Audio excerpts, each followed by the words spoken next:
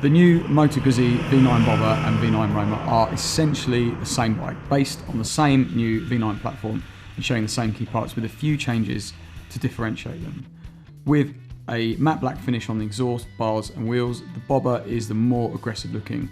The Roma is the more relaxed of the pair. It's more colourful and shinier thanks to more chrome, and it's also more relaxed to ride, feeling like you sit in it more, with the bars rising up and sweeping back to meet your hands. Both models are adorned with plenty of modern retro design cues. The styling, design and finish exude class, as do little details like the aluminium filler caps and graphics, which work well to complete the look. And there's a few modern touches like traction control, ABS obviously, plus a USB port, immobiliser and compatibility with Guzzi's MG MP virtual dash, data logging and navigation system. The V9 is powered by a new Euro 4 compliant air-cooled 850cc transverse 90-degree V twin engine. It's not just a bored and stroked out V7 lump, and new parts include the new cylinder head and piston, along with the redesigned combustion chamber and 6-speed gearbox, all driving a new shaft drive. In terms of character, the engine is the V9 centrepiece and is visibly so, with one pot sticking out of each side of the bike in brutish Guzzi fashion. Fashion is an important word here, and Guzzi knows it. When I talked to its product marketing manager about the new V9 and what inspired it, he told me that Moto Guzzi has just been doing what it's always been doing, but now the trend for retro style bikes is playing into its hands and playing to what it does. So Guzzi's keeping on the same track it's always been on, but does the old school style explain the kind of power figures you'd expect to see on a bike from days gone by? I don't think it does, because a claimed 55 horsepower at 6,250 RPM and 48 pounds per foot of torque at 3,000 RPM from an 850cc engine is lacking. Having said that, as I roar along the side of Lake Como on the V9 Roma, it doesn't feel too underpowered because the torque is so accessible and it's present from almost no revs. I would tell you when the power makes an appearance, but the simple, easily readable single round clock doesn't include a rev counter.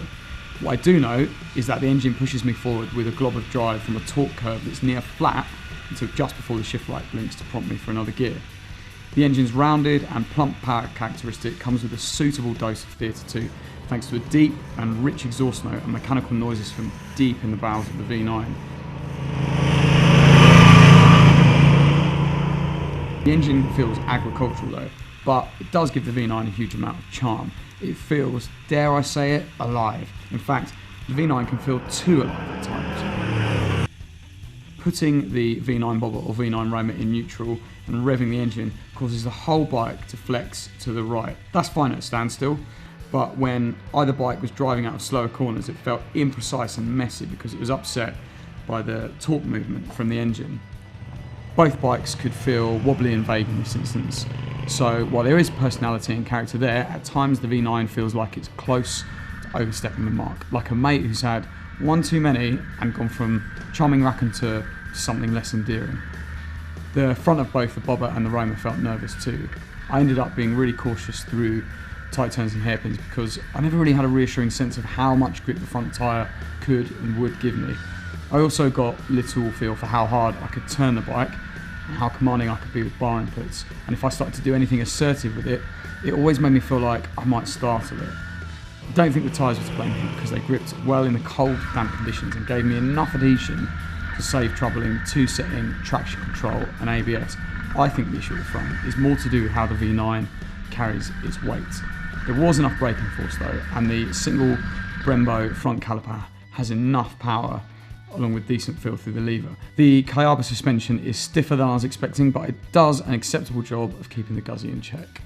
Both bikes are comfortable enough, with nicely finished seats and riding positions that place the feet slightly forward so my shins were under the bottom of each cylinder head. The switch gears felt poor though, especially the indicator cancel button, which felt like a jam button on a games controller. The Guzzi V9 Bobber and V9 Roma are at their most enjoyable when cruising along and taking the time to kind of relish their theatre. The sound and character of the engines creates something that feels more visceral, conscious and soulful than many bikes, certainly more so than the V9's competitors.